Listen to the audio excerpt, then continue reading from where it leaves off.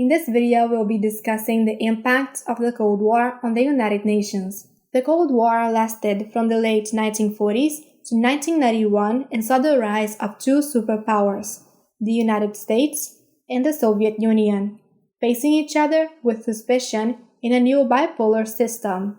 The United Nations was created soon after the start of the Cold War, but tensions between the two superpowers shrank its ability to be a major power in the world. However, it still played a crucial role in maintaining international peace and security. One important role that the UN played during the Cold War was peacekeeping. It acted as a safety valve by preventing regional conflicts from escalating into East-West confrontations. There were several peacekeeping initiatives during this time, including the former Belgian Congo in the 1960s. Another role that the UN played was giving states a platform to protest loudly. For example, in 1968, the Soviet invasion of Czechoslovakia was met with strong opposition from the United States in the Security Council. The UN actively encouraged decolonization during the Cold War, which led to the rapid growth of newly independent countries as members of the United Nations. This growth in membership, however, changed the dynamic of the General Assembly, which went from being dominated by Western opinion to a more diverse and contentious place. As a result, U.S. policymakers became increasingly alienated from the General Assembly. In the 1970s, the General Assembly voted to have Beijing take the place of Taipei in the Chinese seat on the Security Council, which further angered U.S. policymakers. The following year, the General Assembly passed a resolution equating Zionism with racism, which resulted in the U.S. reassessing its participation in the General Assembly. The end of the Cold War marked a turning point in the role of the United Nations in global governance.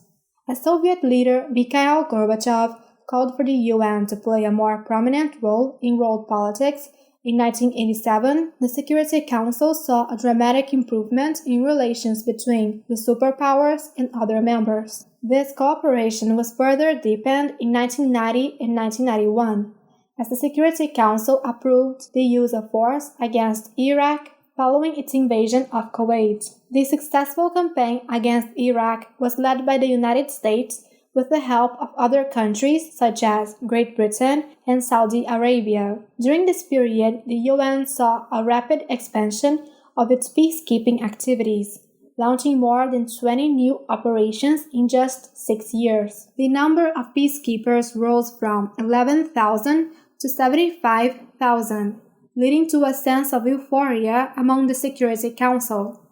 UN peacekeeping was carried out in countries such as Cambodia, Namibia, Somalia, and the former Yugoslavia. In the decades following the end of the Cold War, the UN has continued to expand its activities in areas such as the environment, development, health, and human rights. The UN has come to recognize that its central mandate of promoting peace and security intersects with other important issues such as poverty reduction and human rights. The term human security was popularized in the early 1990s to emphasize that individual security encompasses much more than the absence of conflict. In the area of the environment, the UN has played a leadership role in hosting treaty-making conferences on various issues such as sustainable development, climate change, ozone depletion, biodiversity, and dangerous chemicals.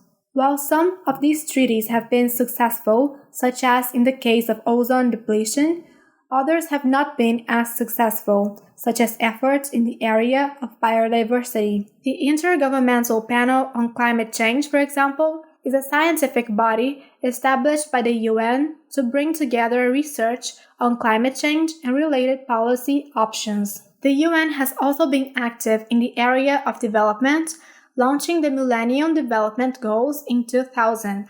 This was a cooperative effort between relevant countries and donor organizations to tackle 8 major development goals with 18 specific targets by the end of 2015. While there have been improvements in some issue areas and in some parts of the world, progress has been uneven, with the poorest of the poor still left behind. To address these challenges, UN member states agreed on a new set of ambitious goals, the Sustainable Development Goals, in 2015. These goals aimed at eradicating poverty and incorporating economic, social, and environmental dimensions of sustainable development, run into 2030. That's it for this video. Thank you for watching.